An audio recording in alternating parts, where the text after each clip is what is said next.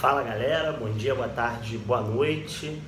Eu sou o professor Rafael e nesse vídeo de hoje a gente vai começar uma série nova aqui no canal, que foi pedido de alguns alunos, alguns espectadores do canal, que vai consistir um pouco em discutir o que em redação a galera chama de repertório sociocultural. E aí eu vou dividir esses vídeos, tal qual as videoaulas, em partes também, né? E em cada uma dessas partes a gente vai discutir um autor que debate sobre um tema. Nessa primeira sequência de vídeos a gente vai começar a falar sobre a questão do Estado, sobre as diferentes concepções de Estado e como você pode usar isso para sua vida e, lógico, nas suas redações do Enem, ou da escola, ou de qualquer outro lugar. A gente vai começar falando, então, de um autor que é muito importante para pensar a concepção do Estado. Ele, na verdade, é considerado um dos pais, né, dessa concepção, desse conceito, que é o inglês britânico Thomas Hobbes. Thomas Hobbes tem uma obra canônica chamada O Leviatã, né? Para a gente entender essa obra, em primeiro lugar, a gente tem que entender o que ele está chamando de o Leviatã. Para quem já leu a Bíblia inteira, de cabo a rabo, e já pegou o Antigo Testamento, sabe que o Leviatã é um monstro que viveria no fundo dos mares. Na Idade Média, ali na Baixa Idade Média, que é a segunda metade da Idade Média, acreditava-se que seria um monstro que viveria no fundo dos mares e que, inclusive, atacaria os navios, né? Ele é um monstro muito poderoso, né? Muito poderoso na mitologia bíblica. E o Hobbes usa a metáfora do Leviatã não gratuitamente, né? Para o Hobbes, o Estado seria o Leviatã. Quando é que o Hobbes está escrevendo o Leviatã? O Hobbes está escrevendo o Leviatã ali no século XVII, né? E mais precisamente em 1651. E ele está falando, obviamente, do contexto do absolutismo. Mas até hoje a gente usa o Hobbes para refletir um pouco qual é o papel do Estado, né? Para o Hobbes, o Estado seria esse Leviatã. O Hobbes está fazendo referência, lógico, a um Estado absolutista e, portanto, a um Estado em que a figura dessa burocracia, desse aparato de administração é representado pelo rei. O Hobbes chama o rei de Leviatã. Por que ele vai fazer isso? O Hobbes ele vai fazer isso em função de algo que ele chama de condição natural do homem, né? O estado natural do homem. Para o Hobbes, o estado natural do homem ele seria a guerra de todos contra todos, né? Essa guerra de todos contra todos, ela basicamente representaria um estado primitivo do homem, antes do homem começar a viver em sociedade, antes do homem começar a formar, né, o Estado.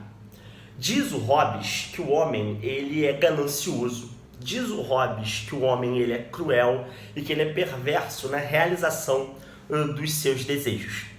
Então, por isso, no estado natural do homem, a gente viveria numa guerra de todos contra todos. Se eu quisesse, por exemplo, aquilo que pertence a vocês, eu tentaria matar vocês para conseguir o que vocês têm. E vocês fariam a mesma coisa comigo, na visão do Hobbes. E aí, o que impede isso para o Hobbes? O que impede isso é o Estado. Mais especificamente, aquilo que os indivíduos fazem para consolidar o Estado, ou o modo de vida em sociedade, que é o chamado contrato social. O que é esse contrato social? Que a gente vai falar nesse vídeo e em vários outros. Diz o Hobbes o seguinte, que em um determinado momento, os indivíduos, cansados de viverem nessa guerra de todos contra todos, né, nesse estado natural, eles estabeleceram uma espécie de pacto. Não é um contrato assinado propriamente, mas é um pacto tácito. O que é esse pacto tácito? Muito simples. Significava dizer que os homens e mulheres concordavam em abrir mão da liberdade de fazer tudo aquilo que eles podem fazer, ou seja, de atacar o outro, em favor de um soberano, ou seja, em favor do Estado. Da mesma forma, os outros indivíduos da sociedade também abrem mão da sua capacidade, da sua força e liberdade para fazer aquilo que bem entendem, né? Nesse sentido, então, passaria ao Estado, ou seja, ao soberano e àqueles que servem ao soberano, o monopólio da força. E é nesse sentido que se controlaria esse estado natural dos homens. Como? A partir da criação do Estado. Desse Estado que é muito poderoso, que tem o monopólio da força, ou seja, que tem o monopólio da justiça, ou seja, de fazer leis, que tem o monopólio da polícia, ou seja, de te prender e te encarcerar. E esses dois monopólios, eles serviriam para quê, basicamente? Eles serviriam, obviamente, para controlar esse estado natural do indivíduo, para fazer com que esse indivíduo esteja apto a viver em sociedade. Isso, para o Hobbes, é o que a gente faz quando a gente vive em sociedade. A gente pactua que nós todos abrimos mão da nossa liberdade de sair pela rua e, sei lá, sair socando todo mundo e roubando todo mundo, em função do Estado. Porque o Estado aplica a lei. Então, se você fizer isso, você vai ser punido, propriamente. Vai ser punido pelo Estado. Para o Hobbes, óbvio, o Estado era o soberano, né?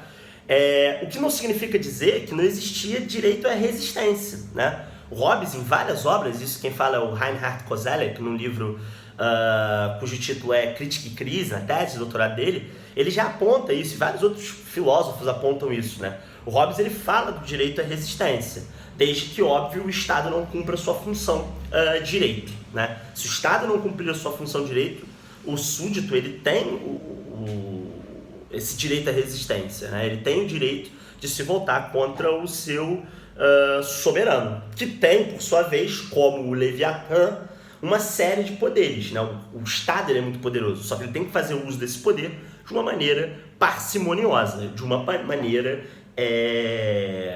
sábia, beleza? Então, basicamente, essa é a concepção do Estado em Hobbes, né? Na próxima aula, a gente vai ver como um outro autor, que é o John Locke, ele trabalha essa concepção de Estado, basicamente, beleza?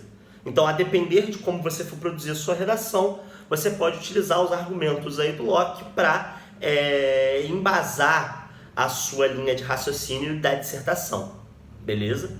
É isso, galera. Um abraço, toca o sino, se inscreve, dá like, joinha, beleza? Valeu, galera!